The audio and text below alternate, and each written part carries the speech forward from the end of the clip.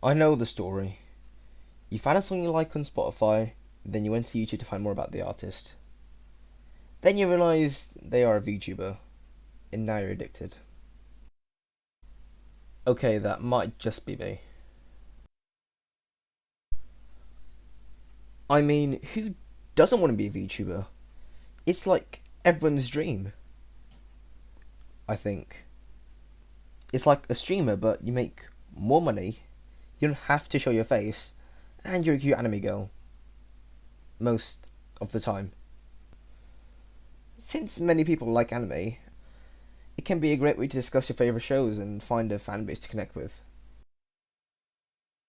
Before we explore this topic, and trust me, it goes deep, let us first define what a VTuber actually is. Contrary to what you may think, it doesn't have to be anime. It can be this, or even this. Yes, Annoying Orange was the first VTuber. It doesn't even have to be live stream content, but for the purposes of simplicity, I'll be basically referring to them as anime live streamers. トリックはトリートということで、はいどうもキズのはいです。10月ももう終わり。そう。 So they are basically like live streamers, I may hear you say.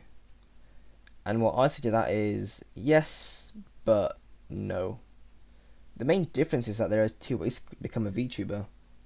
You can sign to an agency or do it solo.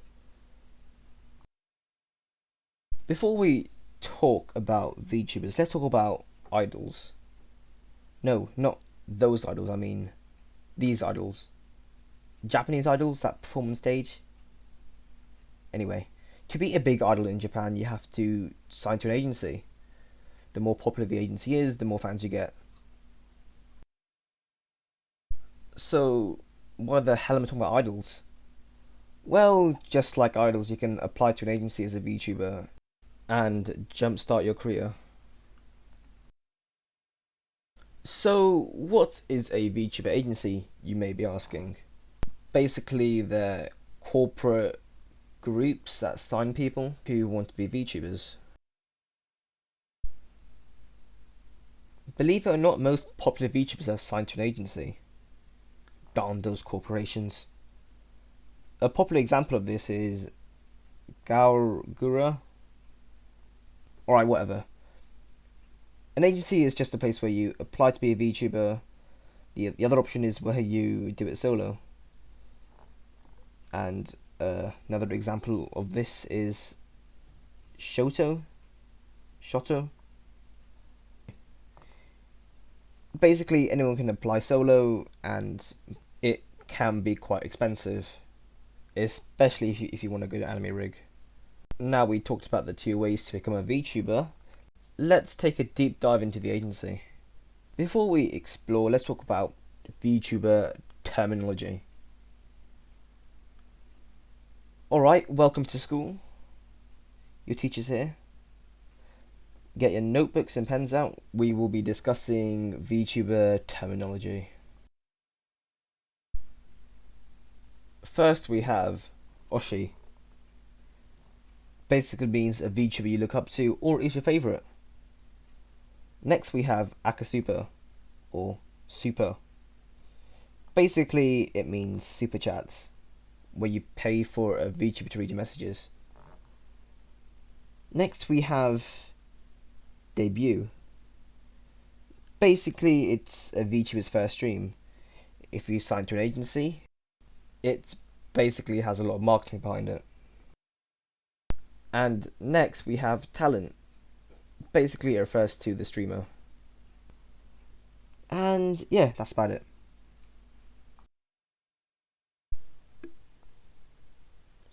Let's look at the agency first. A VTuber agency is a great way to kickstart your career as a VTuber. If you make it through, congrats. The possibilities are endless. The agencies pay for your VTuber model and animation rig. They may even sort out your PC if you need it. They may not even represent you in court and sort out legal troubles. This is way more common than you think, especially for an agency. For example, you may get people copying your rig, or you may get copyright strikes for playing certain games and music. Usually, if you have a problem, the agency will sort it out, but you will probably have to stream as per your contract you signed, usually every day. You may even have to go to certain VTuber live events if you're part of a VTuber agency. If you don't get the views, you'll probably get the axe.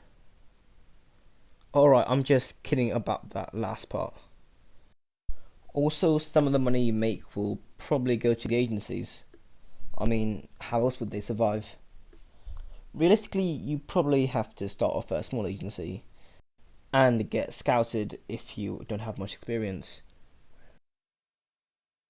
Most popular VTubers are part of agencies, and that is because their production values are high end.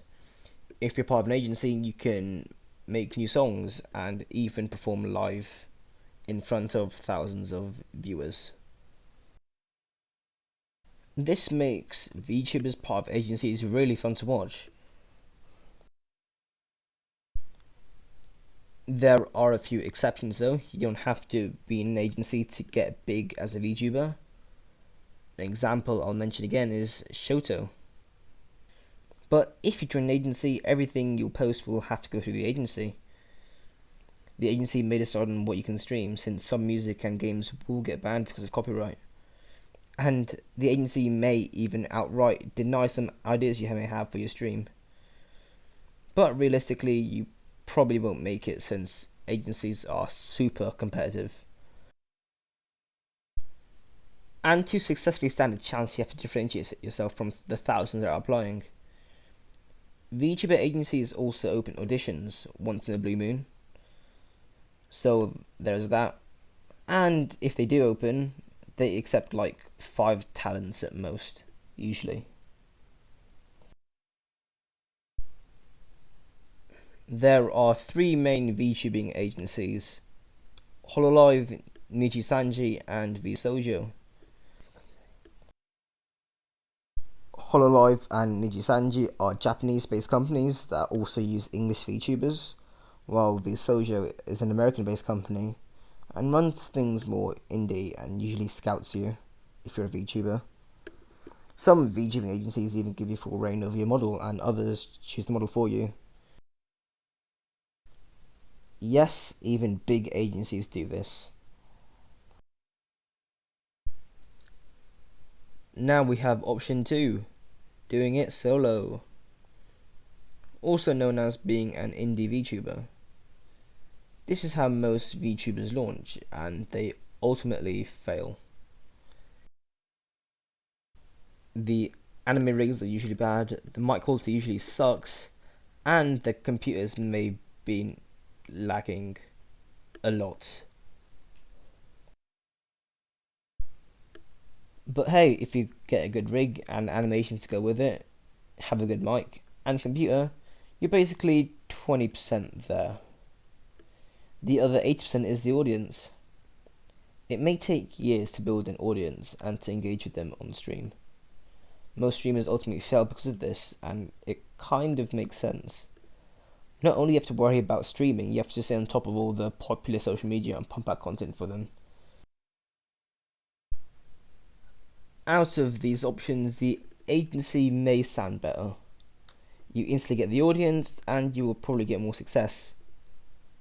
But think again. If you're in an agency, they may take your ad revenue money. They may even take a portion of your super chats, and you would probably have to stream every day. In fact, there are indie VTubers who made it and never plan on joining an agency. The only important thing that an agency can give you is followers and viewers. Since if fans like the agency, they may check you out. But obviously, you have to do the rest to get the views and keep them. Otherwise, you're piggybacking off your agency's success. This may even harm the agency's reputation. The only thing worthwhile an agency can give you is an influx of views, a model, a manager, and a contract. Most people want to join an agency because their Oshi is there. But as a famous VTuber once said, join because you like being a VTuber, not because your Oshi is there. Well, I think it went something like that. I don't want people to think agencies are bad though. For an agency to sign you, it takes a lot of commitment and costs the agency a lot of money. I also don't want people to think they can just get success if they join an agency. It's just a job, like any other. VTubers only got rich because of COVID, and now that it has ended, there's not enough time for people to keep up with their favourite VTubers. You may have to work 5 times as hard just to see the success of big VTubers now, since the craze has slowed down. Many big VTubers are seeing less and less engagement, even if they did retain their high sub count. But there is a side of VTubing which I haven't mentioned. Most VTubers have to put on a facade to appeal to the masses. Now, you may see why some of them go on breaks. They may use a voice changer, or in some instances can be a different gender. Oh yeah, almost forgot. You can never show your face, no matter how popular you get. Never, never, never do a face reveal if you're a VTuber. Because it may lead to less engagement. Actually, no. It will lead to less engagement. Alright, let me explain. For VTubers, parasocial relationships are a thing. I would say, in fact, they affect VTubers more than typical streamers. Just imagine you have this perception of a VTuber, and it all comes crumbling down just because they revealed their face, or their real voice, or their real personality, or even their age. The audience may stop engaging and find someone else to project those ideals on. This is an unfortunate reality for anyone who wants to be a VTuber, that be it a successful one. Many people want to be a streamer because all they think about is streaming for a few hours a day and playing games and making money. Which it is, but you're doing it for the wrong reasons. You have to enjoy what you're doing and commit to it long term. The reality is that you have to stream every day if you like it or not, and you don't even get a say in the matter. Especially for VTubers when they sign to an agency. And when a VTuber wants to quit, when a VTuber wants to graduate, they can't even take their models with them. They may go for an indefinite amount of time, and for that amount of time they go for, they can't show their real face, or they can't share their real name. If they do, they probably can't be a VTuber again. If you accidentally talked about your job to others, your career is gone, because the more likely it is that information will get leaked. Even the most popular VTubers can't talk about their job to their friends, or sometimes their family. So you see, VTubers are much harder to get into than typical live streamers. They can have twice the average cost of a typical live streamer, and they are on the decline. VTubers also have much more restrictions than typical live streamers. I wouldn't say it's impossible to make it as a VTuber this day and age, but it will be very hard.